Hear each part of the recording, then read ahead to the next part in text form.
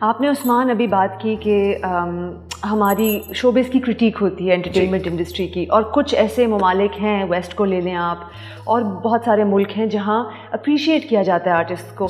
تو کیا یہ نظام کی بات ہے کہ کچھ کلچرز ہیں جہاں ڈانس ان کے کلچر کا حصہ ہے؟ ہمارے ہاں کیونکہ نہیں ہے، تو مجھے لگتا ہے کہ شاید اس کی وجہ سے بھی لوگ ثقافت کو جوڑ دیتے ہیں مذہب سے، اور یہ بہت باریک اور یہ ضروری چیزیں بھی ہیں، مطلب ان کے بارے میں ڈسکشن کرنا. لیکن ابھی بھی جب میں بات کر رہی ہوں مجھے ڈر لگ رہا ہے کہ میں کچھ غلط نہ کہہ دوں. بالکل اتنا واقعی تو یہ خوف تو برپا ہے انفارچونیٹلی. بالکل آپ نے بالکل صحیح بات کی. پر آپ مجھے بتائیں، مجھے آج تک کسی نے اس سوال کا جواب نہیں کوئی بھی دے پایا کہ پاکستانی کلچر ہے کیا. مجھے تو یاد پڑتا ہے بچپن میں تو فوک ڈانسز کیا کرتا تھا، سندھی بلوچی ڈانسز. مجھے تو کوئی نہیں کہتا تھا کہ نہیں جی یہ تو ہمارے کلچر، ہمارے مورل فیبرک کو آپ ڈسٹارٹ کریں، آپ وہ کریں. میں اپنے ہر اینول فنکشن میں حصہ لیتا تھا. ہم لوگ ڈانسز کرتے تھے. ہم لوگ my father doctor Khalid Saeed but, وہ ایک بہت نامی گرامی پلے رائٹ، ڈائریکٹر، وہ PNCA کے ڈائریکٹر جنرل بھی رہ چکے ہیں. اور وہ ضیاء کے ٹائم پہ he was promoting the arts, that was a very critical and crucial time جہاں پر ہم کسی بھی طرف جا سکتے تھے. But despite the radicalization, despite کہ جو ہمارے اندر اسلامائزیشن تھوڑی آئی ہے، and I say this because ہم نے اسلام کو ویپنائز کر دیا ہے. اور ہم نے اسلام کو ویپنائز کس کے خلاف کیا ہے؟ سافٹ ٹارگیٹس کے خلاف کیا ہے، عورتوں کے خلاف، ایکٹریسز کے خلاف. ٹھیک ہے آپ کو، اور اگین مجھے یہی جو ہم تنقید کی، سرکلنگ بیک ٹو دیٹ، کہ ہم نے بھی چیزیں دیکھی ہوئی ہیں میرا جو ہمیں بالکل بھی پسند نہیں آئیں. بالکل ہم نے ایڈز دیکھے ہوئے ہیں جو ہمیں زہر لگے ہیں، ہم نے فلمیں دیکھی ہوئی ہیں جو ہمیں زہر لگی ہیں. کیا آپ میں کبھی بھی یہ فیلنگ آئی ہے کہ مجھے اتنی بری یہ چیز لگی کہ میں جا کر سوشل میڈیا پہ جاؤں، ان کے اکاؤنٹس کو ڈھونڈوں اور ان کو بتاؤں کہ مجھے یہ چیز کتنی اور گالیاں دوں؟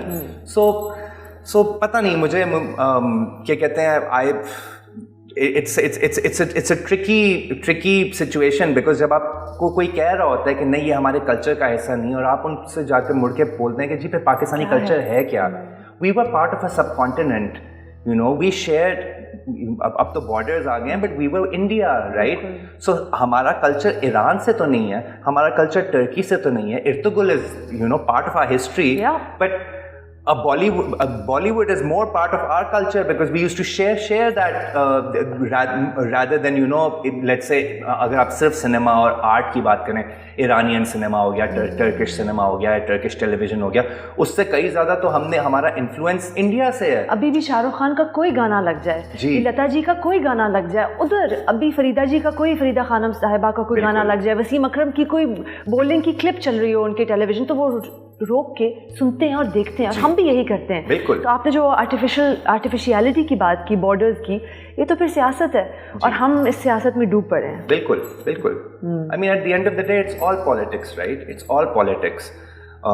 And it's sad because جیسا کہ میں نے شروع میں کہا، آرٹسٹ سے زیادہ سینسٹیو، اور مطلب اینڈ سینسٹیو کہ ہماری سوسائٹی میں ہو کیا رہا ہے. ایک چاہے وہ ہدایت کار ہو، چاہے وہ رائٹر ہو، کوئی بھی ہو، ہمارے لینس کے تھرو ہم آئینہ دکھاتے ہیں نا ہماری سوسائٹی کا. اور جب ہم ایک ڈرامہ دیکھتے ہیں جہاں پر ایک عورت کے ساتھ تشدد ہو رہا ہے فار ایگزامپل، تو ہمارا بھی دل ٹوٹتا ہے نا ایک فکشنل کیریکٹر کو دیکھ کے. اور ان کے ساتھ جو کچھ بھی ہو رہا ہوتا ہے اس کا پیرلل ہم نکالتے ہیں کہ اچھا ہماری فیملی میں، ہماری سوسائٹی میں، ہمارے محلے میں، چلو یا ہمارے ملک میں اگر آپ مطلب اسے ایکسپینڈ کریں، یہ چیز کہاں کہاں ہو رہی ہے. اور پھر آپ ریئلائز کرتے ہیں کہ اچھا آپ خاموش رہے تو اس سے کیا نقصان ہوا سوسائٹی کو، صرف اس فرد کو نہیں جس کے ساتھ یہ ایشو ہوا ہے. تو آئی تھنک کہ آرٹ کی رسپیکٹ کرنا تو بہت ضروری ہے. اینڈ اٹس سو انفارچونیٹ کہ اتنا وقت گزر گیا، اتنی باتیں ہوئی ہیں، اتنے ڈرامے بن گئے ہیں اباؤٹ سوشل ایشوز، لیکن ہم پروگریس نہیں کر پا رہے. اور آپ نے جب ضیاء الحق کی بات کی، اس دور میں شاید کیونکہ آپ کے سامنے تھا نا، جو سختی تھی وہ آپ کے بالکل آنکھوں کے سامنے کھڑی تھی، اور ہم نے اتنے اچھے ڈرامے چلائے اس دور میں، ویئرڈلی انف، اور اب ہم جمہوریت ہیں اور ہمارا ایک جمہوری نظام بھی چل پڑا ہے، لیکن اور ظاہر ہے اب 70 سال سے اوپر بھی ہو گئی ہے ہماری ایج ایز اے ملک، لیکن پروڈیوسرز کہتے ہیں کہ نہیں آپ کی عوام یہی دیکھنا چاہتی ہے. اور آپ عثمان، جب آپ کے پاس ایک اسکرپٹ آتی ہے آپ اس میں کیا دیکھتے ہیں؟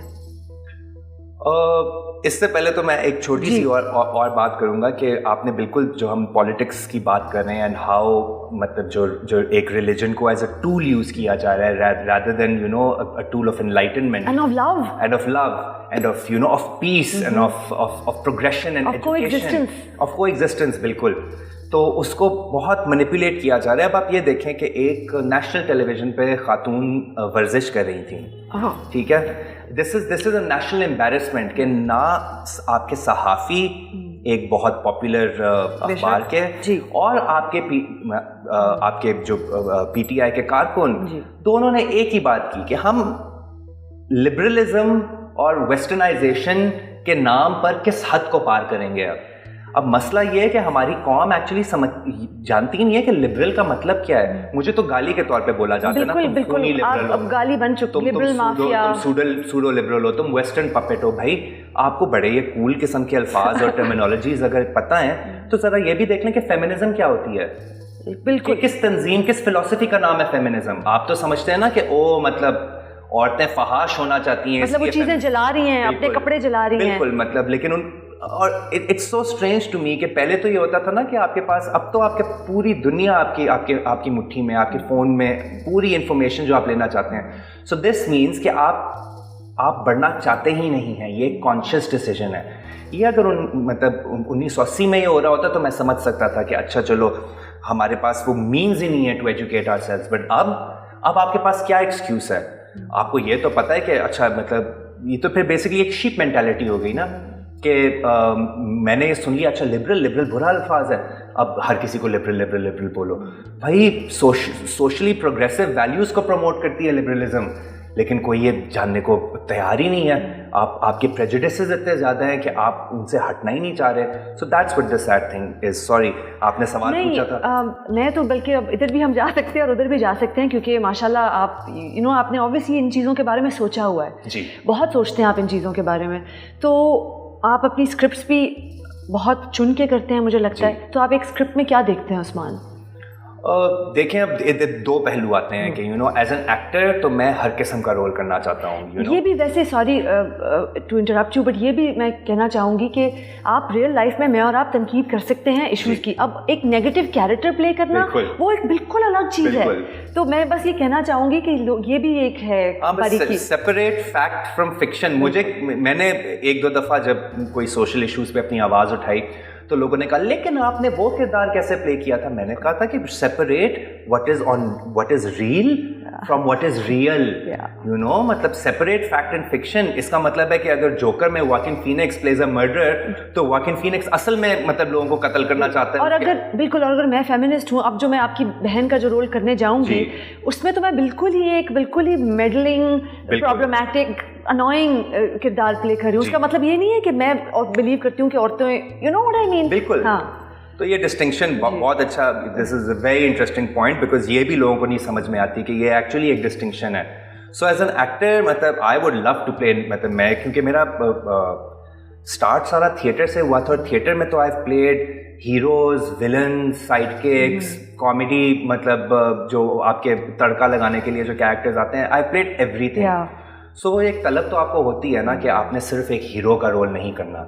بٹ آبویسلی یہاں پر وہ ریسٹرکشنز بھی ہیں. یہاں پر ہمارا ٹیلی ویژن تھوڑی سی سائیکلیکل ہے ان دا سینس کہ کیا تھیمز پکڑے جاتے ہیں اور کیا ایکسپیکٹیشنز ہیں ایک ہیرو کی.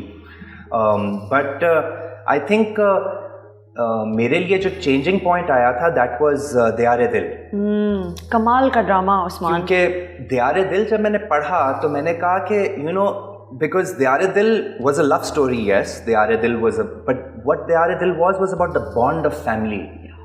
اور جو آپ کے prejudices, جو آپ کے مسئلے مسائل ہوتے ہیں, but family is family, and so وہ مجھے اتنی progressive باتیں اس میں لگی تھیں. جو characters بھی تھے, مطلب اس میں سنم سعید played a very negative character in the middle as well, but redemption تھا سب کرداروں کا, اور بہت اچھا لکھا تھا فرحت اشتیاق نے. اس کے بعد سے میں بہت کانشیس ہو گیا تھا about the kind of characters جو میں پک کرتا ہوں. اسپیشلی جو میں نے بات نہیں کی تھی کہ آپ کے ہیروز تو پریزنٹ ہوتے ہیں نا کہ اچھا ان کو دیکھیں, یہ آپ کے آئیڈیل ہیں, رائٹ. تو جب آپ کا آئیڈیل کوئی بات کر رہا ہوگا کہ او مجھے وہ لڑکی نہیں پسند کیونکہ وہ جینس پہنتی ہے, رائٹ, تو جو دیکھنے والا ہوگا وہ سوچے گا کہ اچھا یعنی ہر عورت جو جینس پہنتی ہے وہ ایک بری عورت ہے, رائٹ. سو اس طرح کے بہت پرابلمٹک چیزیں جب آپ ریگریسو چیزیں پڑھتے ہیں تو وہ پھر میں نے ایک تو اس طرح کے کردار کرنا چھوڑ دیا, اور دوسرا اگر میرے مطلب کسی بھی سین میں کوئی ایسی چیز آ رہی تھی جو کہ مجھے لگتی ہو کہ پرابلمٹک ہے تو میں ڈائریکٹر سے ہمیشہ ڈسکس کرنا شروع کر دیتا تھا. آبویسلی ہمارے ڈائریکٹرز ویسے اچھے ہیں, سن لیتے ہیں اکثر. جی جی جی